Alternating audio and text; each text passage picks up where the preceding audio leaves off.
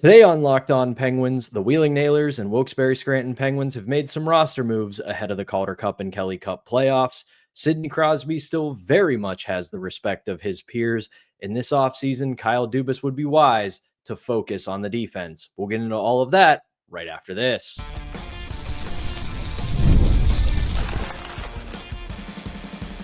You're Locked On Penguins, your daily podcast on the Pittsburgh Penguins.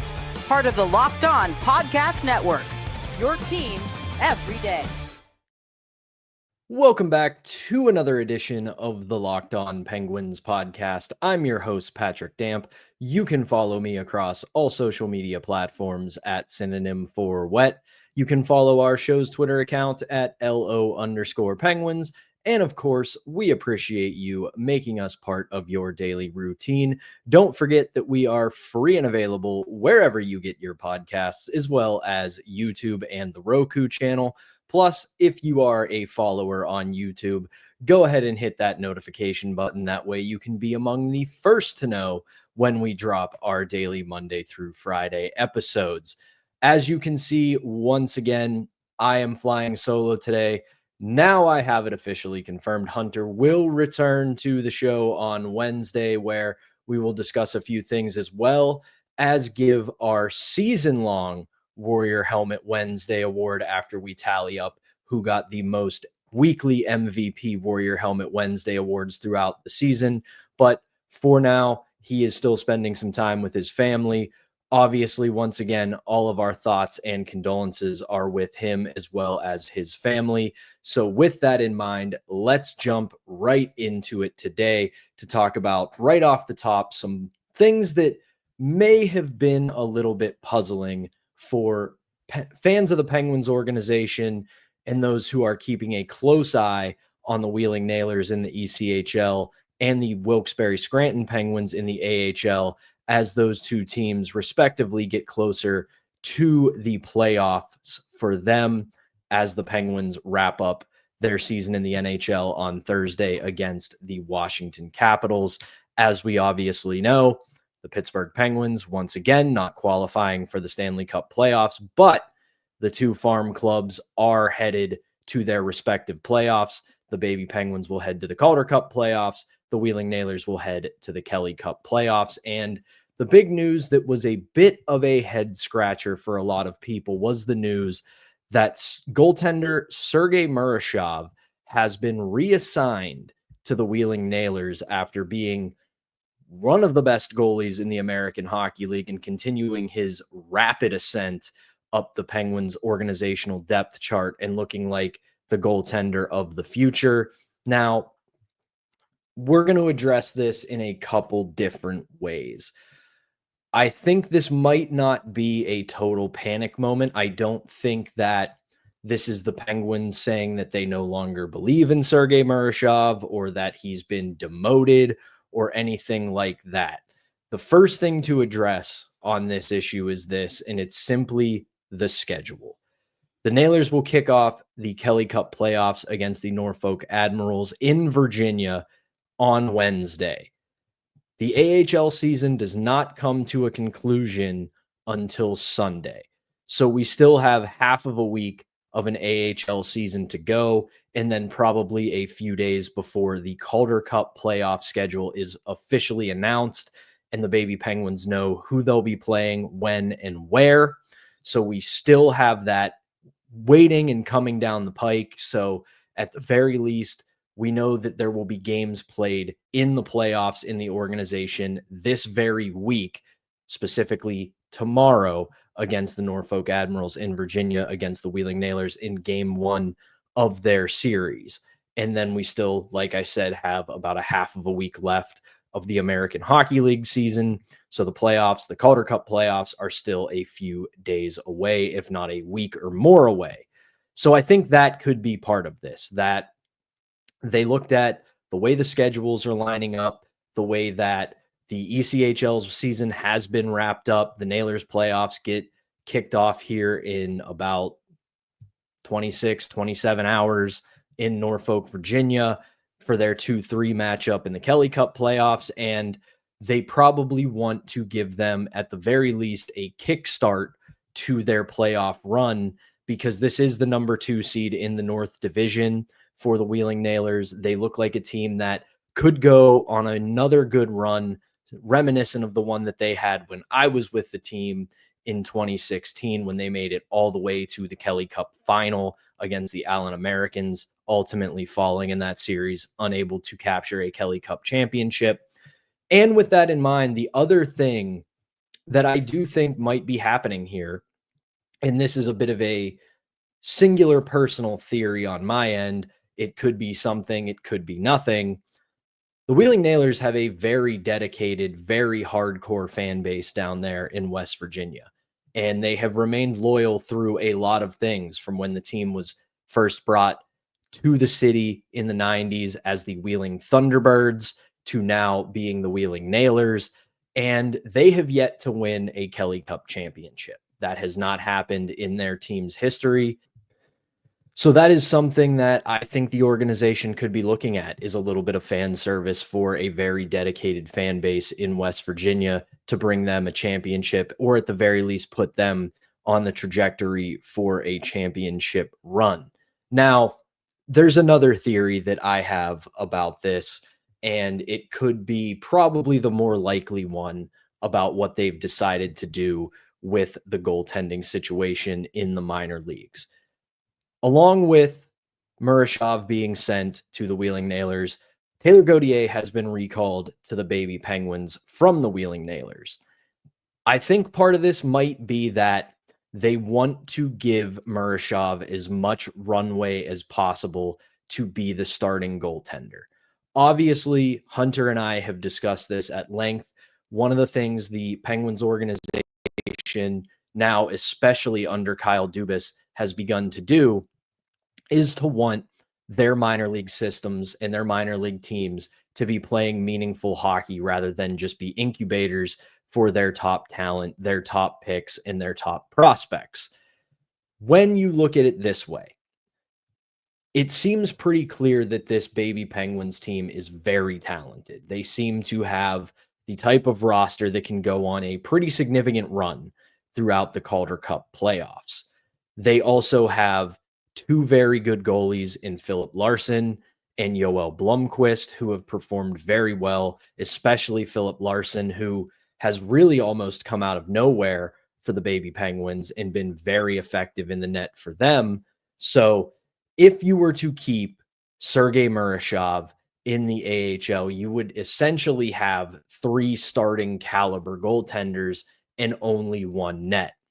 If they really want Sergei Murashov to continue to develop as the potential future franchise goaltender for this organization, it would probably serve him well to be the guy for a run. In Wilkes-Barre right now, when you look at the aforementioned other 2 goalies, if he has a shaky start, if he has a rough go of it, it would not be a difficult decision for the Baby Penguins to go to one of the other options, to go to Yoel Blomqvist, to go to Philip Larson, and really try to keep that run going. Now, when you look at the Wheeling Nailers with Sergei Murashov there, very real chance that he's going to get opportunities to bounce back. He is going to be the guy in the net for the Nailers across this entire run, however long it might last. So really, at this point, you have Taylor Gauthier, who was last season's ECHL goaltender of the year, put on a really great performance. But when you look at the full scope of the organization, Gauthier appears to really just be found money. He's very talented at the ECHL level. He's been fine enough when he's had some opportunities up at the AHL level. But when you look at the organizational depth chart, it obviously goes Sergei Murashov, Yoel Blomqvist, Philip Larson, and then Taylor Gauthier. So if you were to put Murashov in the AHL for the Calder Cup playoffs as the guy, I do think there is a chance that it could, I don't want to say hamper his development, because it is obviously the higher level. It's the better competition. But I do think they kind of want to put him in a scenario where he is the one starting goaltender. He doesn't have two other guys nipping at his heels or one other guy nipping at his heels that could take the net from him. They want to put the saddle on him for a postseason run and see how he does with this organization and in that role. So while it was a bit of puzzling news yesterday, it came out not long after I finished recording the show. So I knew we were going to have to address it today. But those are kind of my thoughts on it. I do think that they want Murashov to be the guy for the Wheeling Nailers in this playoff run.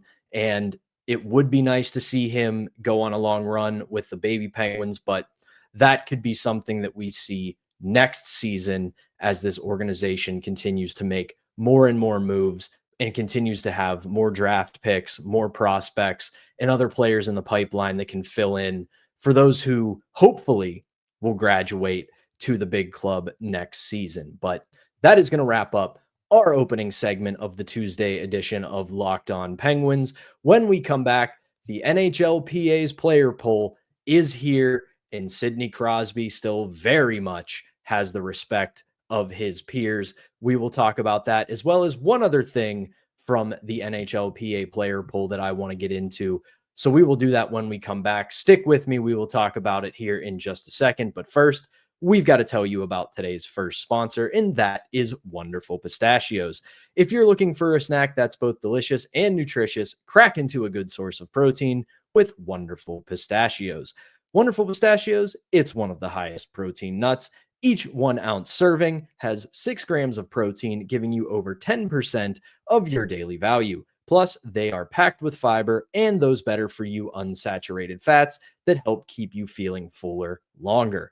I have said it before, big fan myself of the no shells variety, whether I'm in the car, at work, or just hanging out at home and need that quick protein boost or that quick snack. Wonderful Pistachios is always there for me. And if you want that satisfying feeling of cracking open the shell, you can do so with the classic in-shell option. So get snacking and get cracking with the snack that packs a protein punch, and visit wonderfulpistachios.com to learn more.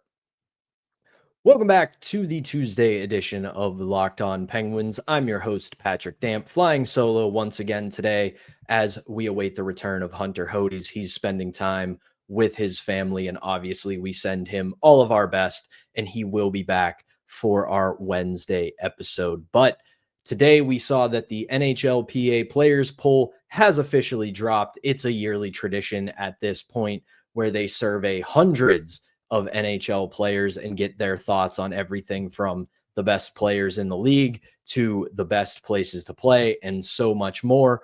And once again, it is clear that even at age 37, Sidney Crosby still very much has the respect of his peers in the NHL. He won the top spot in the survey as the smartest overall player, the one player that you would want if you needed to win a single faceoff, and the most complete player. Those three are absolutely great accolades for Sidney Crosby, even at age 37. It also marks the 6th straight season that his peers have voted him as the most complete player. One thing I always have said when it comes to NHL awards and things like that, no offense to our friends who spend 82 games a year and practices and so many other moments covering the teams. They obviously are great sources of knowledge for this sport, but there is no better praise than getting it from your peers who you battle with night in and night out.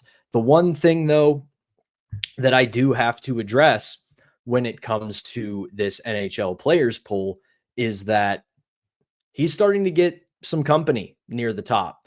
In years past, it was very much, hey, Sidney Crosby, he's the best of the best, and everybody else is fighting for second place. You look at some of these categories when you take a look at most complete and smartest player, he won by only about 3 percentage points over a couple of other players. Hot on his trail and complete players, Sasha Barkov gets 30%. I think that's very deserved. It also changes from year to year because we know that guys have up years, they have down years, good years, bad years, you name it. But Sasha Barkov has continued to be one of the best all-around forwards in the National Hockey League, and he's on the team that is the defending Stanley Cup champion and is looking to get to the Stanley Cup final for the third straight year. He has been a huge driver for them in those efforts, so that is very much deserved.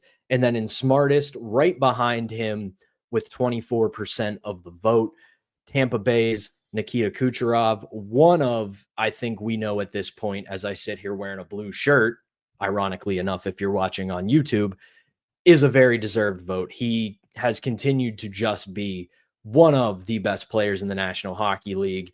You can see it night in and night out. The Tampa Bay Lightning, at least at this point, we can see are somewhat vindicated of keeping him, elevating him. In it might have been bittersweet, but moving on from Steven Stamkos, really, really great player there.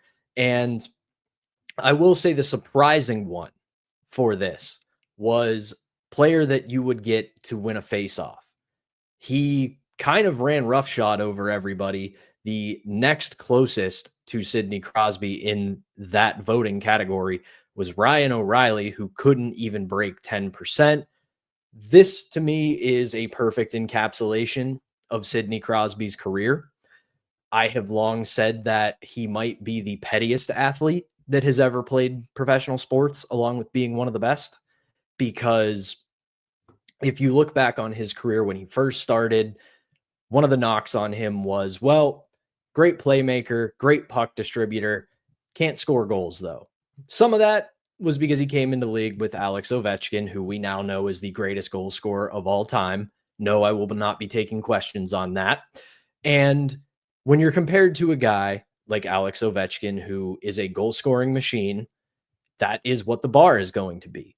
But then after that, a couple years later, ho-hum, he learns how to score goals, wins a Rocket Richard trophy. Some of the next knocks on him, well, he's fine enough defensively, but, I wouldn't put him in the category of guys like Anze Kopitar, but still okay. Goes out, becomes a guy who people start talking about as, could he be a Selke candidate? He's a very good two-way forward. Tell Sidney Crosby he can't do something, and he is going to show you he absolutely can do it. The same thing goes for faceoffs. Never was there any sort of doubt that Sidney Crosby was good at faceoffs. He was pretty middle of the pack, all things considered. Wasn't a liability in the faceoff. He wasn't like his counterpart of Evgeny Malkin, who even to this day, it kind of seems like not very great at winning faceoffs, but given his size, speed, and skill throughout his career, it was natural to put him at the center position. Now, Sidney Crosby is an extremely reliable player in the faceoff dot, and according to his peers, one of the best to do it. One other thing, Penguin-centric, before I get into the last part of the NHL Players Poll that I would like to discuss is Kevin Hayes, voted most likely to be one of the best people to become a broadcaster post-career. He gets a bit of a split vote among quite a few other players, including Ryan Strome, Brad Marchand, Pat Maroon, Eric Comrie, Eric Johnson, and Marcus Foligno. All I can really say about that is I guess I've got to get a little bit more familiar with Kevin Hayes' game because I've been a big fan of him this season. I think he has been a very pleasant surprise. I think he's been about as effective as you could have expected him to be this year, but did not know that he would make a good broadcaster. So I'm going to have to pay a little bit more attention to Kevin Hayes in media scrums and on Penguins social media accounts to see if he does in fact have the personality to become a good broadcaster. Hopefully we can maybe get him on this show or something like that and see how it looks. Maybe he can knock me off here and him and Hunter can continue Locked On Penguins, but we will see about that. Now, last thing I want to address from the NHLPA Players Poll was they were asked about the PWHL and some of the roles that the PWHL employs right now that they would like to see the NHL adopt. And there were 3 of them that you can put me down as an absolute and total yes. Do it yesterday. Do it right now. The first one, more of a fun kind of competition thing that I think has been really innovative and really smart in the PWHL, is the jailbreak rule. If you are unaware, in the Professional Women's Hockey League, if a team scores a shorthanded goal, it ends the penalty. I love this rule. And the complete spirit of competition, if you take a penalty, but you score a goal and you're the team on the power play and you surrender a goal, you surrender your power play. You should not be giving up shorthanded goals. Sure, sometimes it's error, sometimes it's bad break, but at the end of the day, in the spirit of competition, you are given an advantage. You gave up that advantage. You officially give up that advantage. Huge fan of that idea. I think it would make the game a lot more exciting.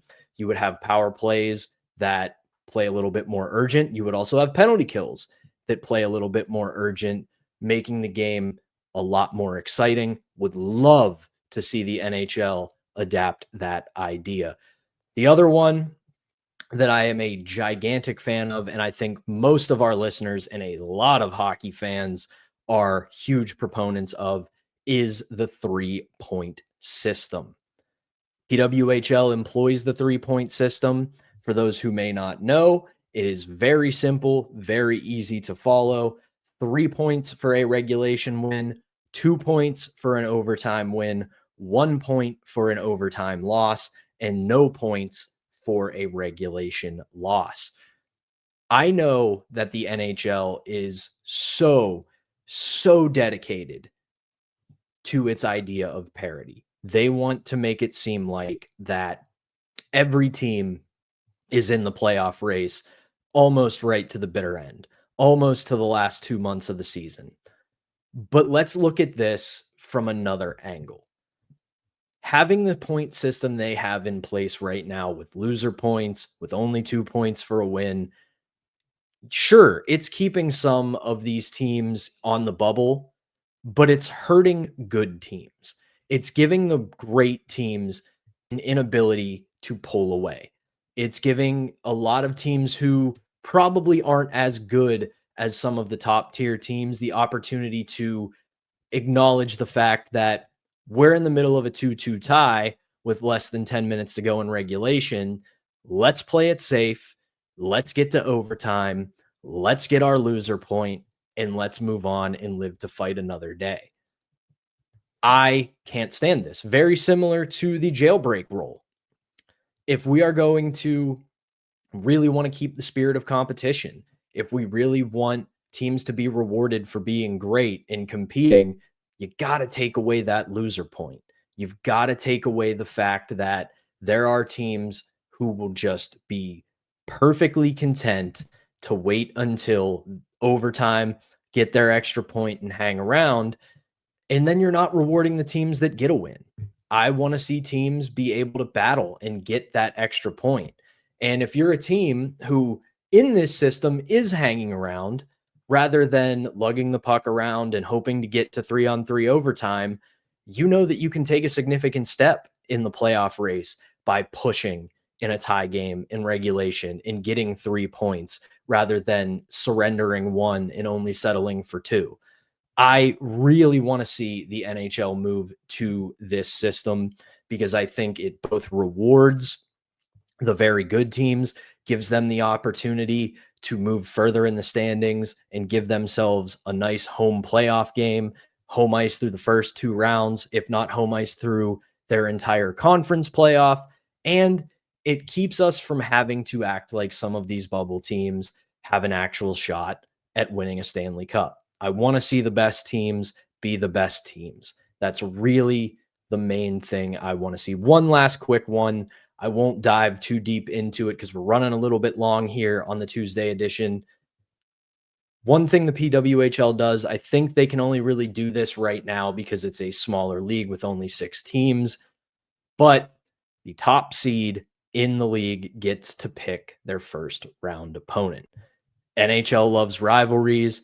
NHL loves storylines. We as sports fans, we love drama. We love mess. So why not do it? Why not let the top seed in the East and the top seed in the West, which means we go back to 1 through 8, which is the preferred playoff system, if you ask me, gets to pick their first round opponent, and then you seed otherwise.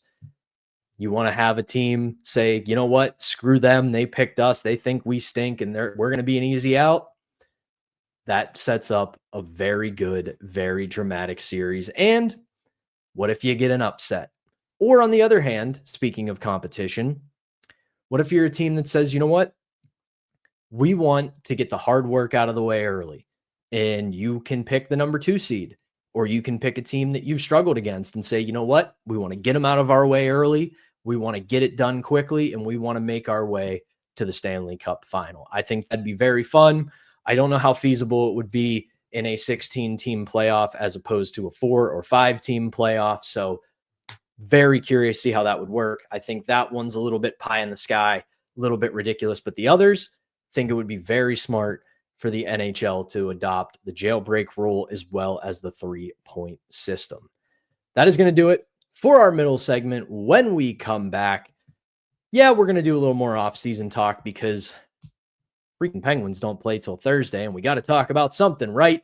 The defense. It's a little bit of an issue, as we know, but it could be a little bit bigger of an issue than once thought. We will talk about that when we get back right after this, but we've got to tell you about today's last sponsor, and that is Upwork.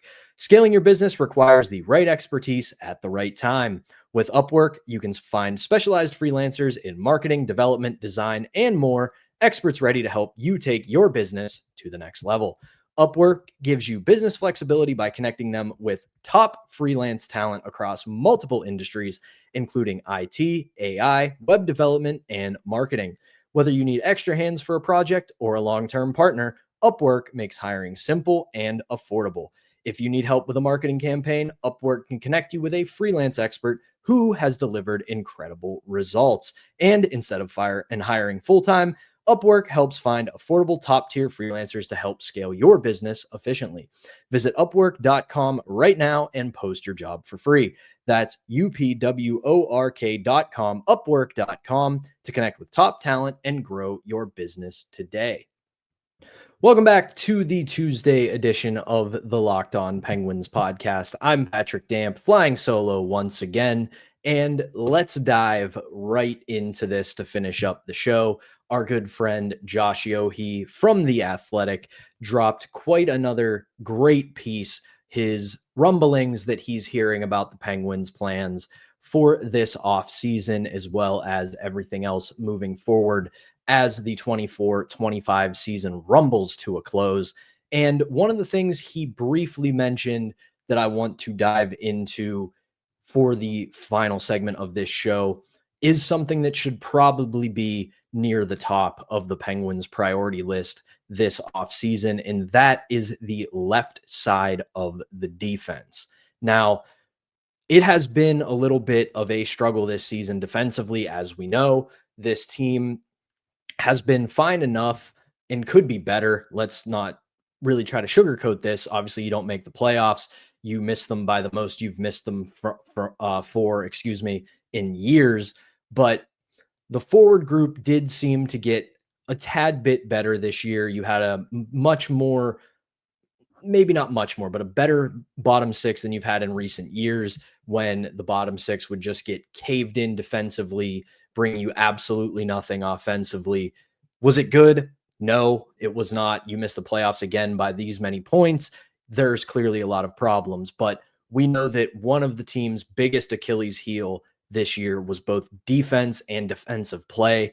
And I think a lot of that has to do with the roster personnel on defense. The right side, it's fine enough. We talked about Chris Letang yesterday. There's also a very real world, according to Josh, and of just about from what everybody's hearing, that Erik Karlsson could potentially be moved this offseason to another team. The Penguins will likely have to retain some salary in order to do that, but given the rising cap, given what this team is doing right now. Not that big of a deal to take a little bit of dead cap to move that off of your entire books. So we will see what happens with that. But you look at this defense, the right side, it's okay with Chris Letang, with right now Erik Karlsson, and then you have Ryan Shea. You also have Kolyachonok, Connor Timmins. You also will have a couple of players coming up through the system who could be ready as soon as next year, but might take a couple more years. You have Harrison Brunick, who was a revelation and seemed to fit in well enough with the baby Penguins now that his junior season has come to an end. And then the rest of the system, there are a lot of right-handed defensemen coming up. But as we know, with defensemen, it could take quite a while for them to develop into effective NHL defensemen. And that's not so much a knock on them as it is just how it happens. It's rare that we see 18, 19, 20-year-old rookie defensemen come in and fit right away. You have to adapt to the speed of the NHL. You have to adapt to the skill of the NHL. It's a very, very difficult position to just step in and be effective right away, even if you are a top tier prospect, because you are playing against the best of the best. And the speed difference from even the AHL to the NHL is a bit different. But you look at some of these players, and you obviously have Owen Pickering, who looked pretty good this year. We want to see what he looks like when he comes up. Kolyachonok, he has been inconsistent, but looks like the potential is there to be a good second or third pairing defenseman. And then it's a little bit ugly on the left. You have Ryan Graves, you have Matt Grzelcyk, who I will say I was surprised again that they didn't move him at the trade deadline, but I think outside of his rough start, he has been very serviceable for the Penguins. I think he's been a solid soldier. Obviously, he does not mesh with Chris Letang. I will never understand Sullivan's insistence of playing those two together, especially when it appeared that you had something going with him and Karlsson together, but I digress on that.